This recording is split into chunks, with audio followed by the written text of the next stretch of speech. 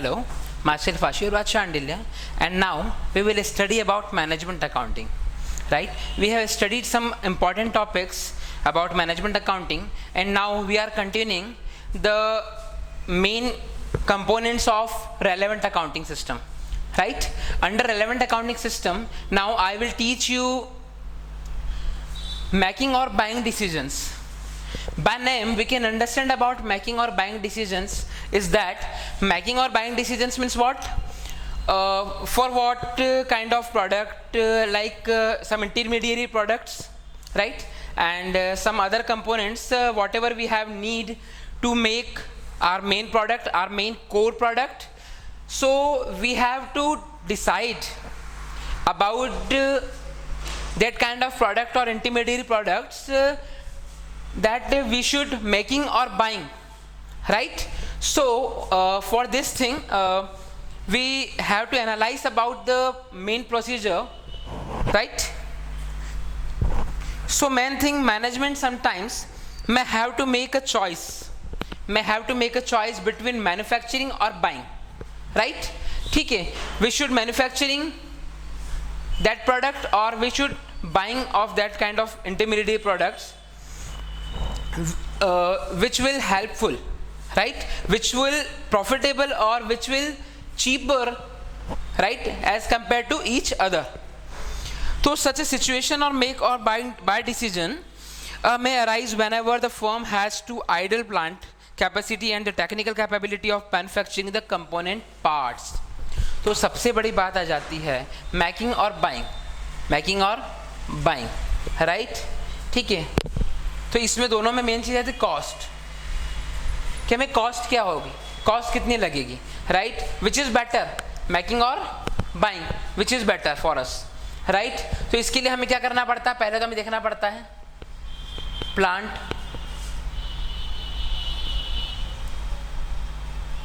इसकी fixed cost, इसके overheads, right, etcetera, ठीक है। तो हमें सबसे पहले ये डिसाइड करना होता है, ठीक है। इन अ मेक और बाय डिसीजन, इस सिचुएशन में हमें क्या करना होता है, the decision will hinge upon both qualitative and quantitative factors. The key quantitative factors are the differential cost of to make the buy alternatives and the consequence of the alternative uses of the idle facilities. आपकी जो idle facilities होती है ना, कितना आप manufacturing में लगा सकते हैं, कितना आपको इसकी कॉस्ट पड़ सकती है, पर्टिकुलर इन चीज़ों के लिए ही हमें क्या करना होता है, इसे डिसीजन लेना होता है। And the relevant cost of the buying alternative would include the purchase price and the ordering cost. दोनों को हमें देखना है कि ordering cost means what, for buying cost कितनी रहेगी and then for manufacturing cost कितना रहेगा, राइट, ठीक है। Which direct material, direct labour, variable overheads, fix cost which are avoidable.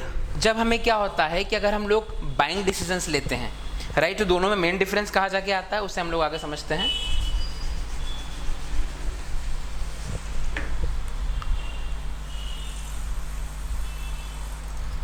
Buying versus making, buying versus making, right. अगर हम लोग making पे जाते हैं तो हमें क्या करना होगा, और बाइंग पे जाते हैं तो हमें क्या करना होगा, राइट। तो बाइंग के लिए हम लोग मेनली क्या देखते हैं, ऑर्डरिंग कॉस्ट, उसकी ऑर्डरिंग कॉस्ट क्या होगी, राइट, ठीक है। ये डिपेंड करता है हमें कितनी रिक्वायरमेंट है उस पर भी। देन उसकी मेकिंग कॉस्ट क्या होगी। अब मेकिंग के अंदर क्या क्या होता है, फिक्स्ड, ओवरहेड्स, वेरिएबल, मटेरियल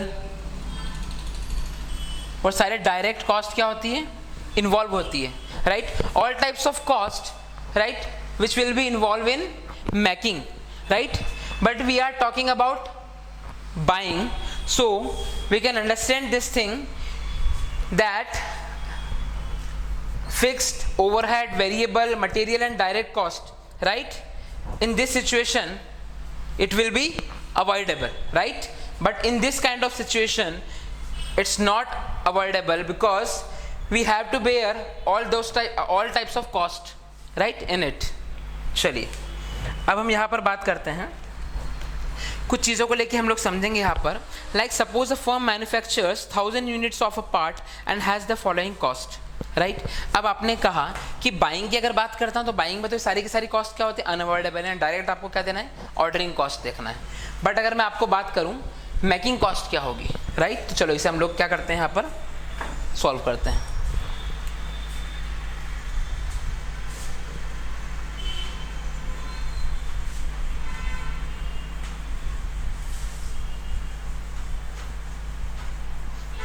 चलिए ठीक है.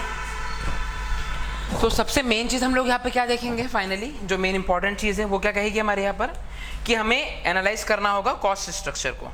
तो चलिए हम लोग कॉस्ट की बात करते हैं. कौन कौन सी कॉस्ट आएगी यहाँ पर हमारी, डायरेक्ट मटेरियल, राइट,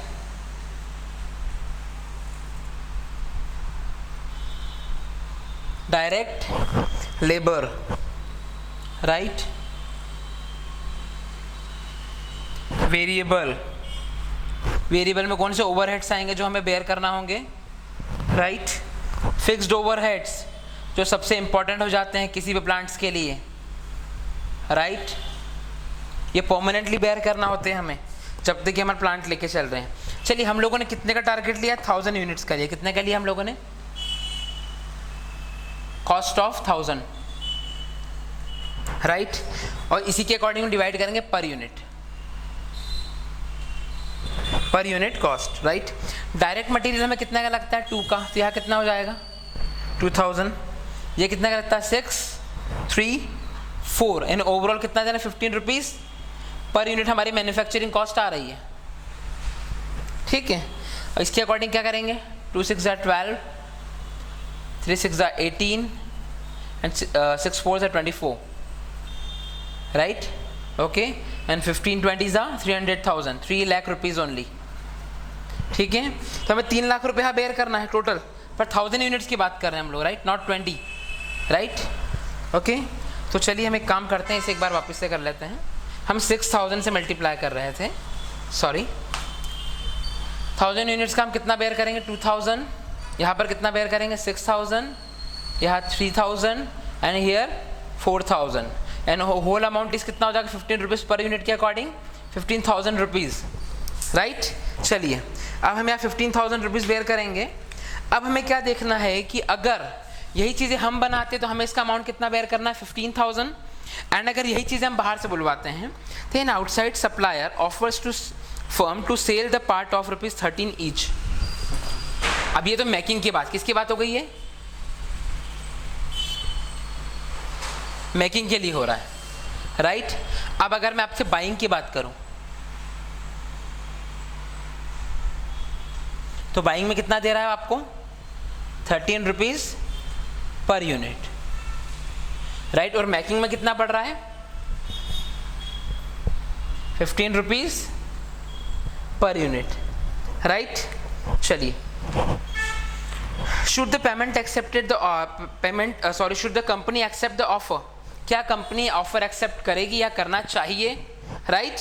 तो one may argue that the answer is obvious, the cost of buying 13 is less than the cost of manufacturing. तो फिलहाल हम क्या सोचते नहीं यार, ऑब्वियसली इतने सारे एक्सपेंसेस बेयर करने के बाद, इतना अमाउंट इन्वेस्ट करने के बाद हमें पड़ रहा है 15 रुपये का. तो क्या हम लोग 13 में डायरेक्ट परचेज करना ज़्यादा बेटर है. Therefore the part should be bought, right, खरीदना ही चाहिए ऑब्वियसली. पर the comparison is not correct because हम लोग फाइनली तो क्या सोचते हैं कि 13 का पड़ रहा है, वहाँ 15 का है. डायरेक्ट कंपैरिजन कर लेते हैं, इसे हम लोग डिटेल में समझते हैं. अब हम बात करते हैं कि अगर कंपनी का नीड, अगर मैंने आपको पहले भी बताया था, नीड पे डिपेंड करता है कि हमें कितना मैन्युफैक्चरिंग करना है और कितना हमें नीड है. हम मैन्युफैक्चरिंग अभी 1000 के अकॉर्डिंग बात कर रहे हैं, शायद हमारी कैपेसिटी 4000 की हो और हम लोग पूरे 4000 कर दें, तो शायद ये 15 रुपीज़ से कितने हो जाएगी, 11 या 10 पे भी आके रुक सकती है, राइट. तो चलिए अब हम बात करते हैं कि to company to decide correctly the differential manufacturing cost of ₹4000 should be considered which may be unavoidable, that it is will have to be incurred whether the comparison, अब हम कंपनी ने क्या देखा कि जो 4 रुपए है ये किसी भी कंडीशन में हमें 4000 तो बेयर करना ही करना है। सपोज अगर मैं 4000 यूनिट कल से बनाता हूँ तो मेरा कितने रुपए पर यूनिट आता है 1 रुपी, यानी यही मेरा कितने रुपए से रिड्यूस हो जाएगा 3 रुपीज से, मुझे 12 की पड़ने लग जाएगी, राइट। तो चलिए वो मेरी कैपेसिटी पर डिपेंड करता है कि हमारे नॉर्मल कैपेसिटी कितनी है। Then those fixed costs are not relevant in making the comparison, तो यह फिक्स कॉस्ट रेलेवेंट नहीं है इससे, क्यों? क्योंकि फिक्स कॉस्ट का रिलेशन टोटल ओवरऑल मैन्युफैक्चरिंग से है और यहाँ पर हमारे नीड अभी 1000 की है। अगर नीड हमें ज़्यादा की होगी तो हमें मैन्युफैक्चरिंग करना ज़्यादा बेटर होगा as compare to buying of that product, right, that intermediate product. तो हम बात करते हैं कि रेलेवेंट कॉस्ट अगर मैन्युफैक्चरिंग पार्ट की हम देखें तो कितनी है, वुड बी ₹11। कैसे हो सकता है देखते हैं। If we assume that the idle facility can not be put an alternative use, इसका ऑल्टरनेटिव यूज नहीं बताया है, राइट।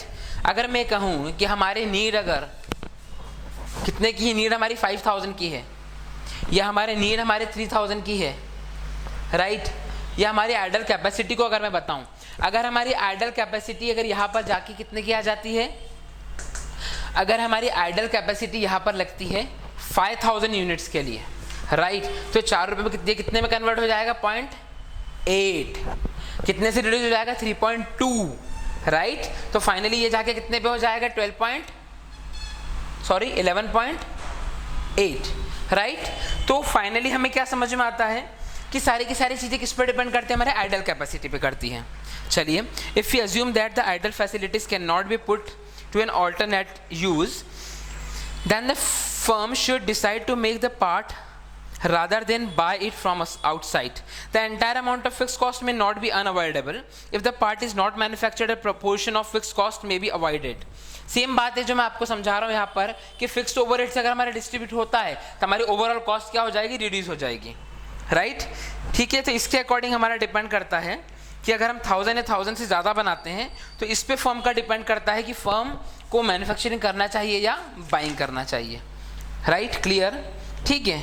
तो हम क्या बात कर रहे हैं यहाँ पर, हम इसे हम आगे देख लेते हैं, ठीक है। फर्म मैक करेगी, बाय करेगी, राइट।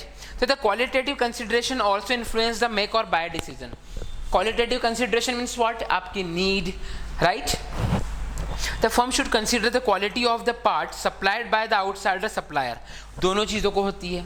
मेन बात, वो पार्ट तो आप कंपोनेंट तो आपको दे रहा है, साथ में क्वालिटी क्या दे रहा है, राइट, क्योंकि आप ये क्वालिटी को इंक्लूड करके आपकी मैन्युफैक्चरिंग कॉस्ट अगर आपकी बढ़ती भी है तो आप उसे सेलिंग कॉस्ट में इंक्रीज कर सकते हैं, right, according to quality of that product, ठीक है। तो it should also be see that how dependable the supplier is, ठीक है। सप्लायर किस पर डिपेंड करता है, would he be able to supply the units of the part is time whenever needed. अब ये हमें बना के रख सकते हैं according to our need, according to our future need, ठीक है। तो नीड के अकॉर्डिंग सप्लायर हमें सप्लाई करेगा, बट हम खुद अपने पास भी बना के इसे रख सकते हैं। When the firm considered the make or buy decision in the event of idle facilities, it must see whether it has the required know-how and skill to manufacture the product. Sometimes firms follow the policy of maintaining a complete control over its production. Those firms would not like to buy from outside even if he idle facilities exist. तो हमें main किन किन चीज़ों पे हमें focus करना होगा उसे हम आगे कंटिन्यू करके देखते हैं इसमें।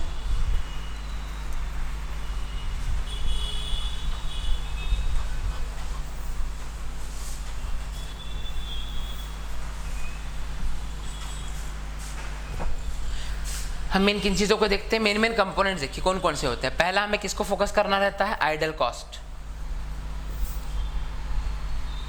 Second, fixed overheads, and third one is normal capacity.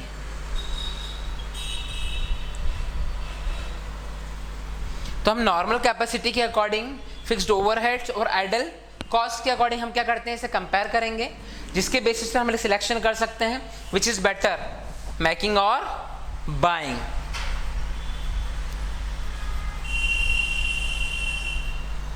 तो यहां पर हम लोगों ने इसे रेलेवेंट कॉस्ट के अकॉर्डिंग किस तरह से स्टडी किया कि अगर relevant cost means whatever we have need, हमें जो भी कुछ नीड है, राइट, उसके अकॉर्डिंग हम क्या करेंगे, मेकिंग और बाइंग डिसीजंस फुलफिल करते हैं. Thanks for watching.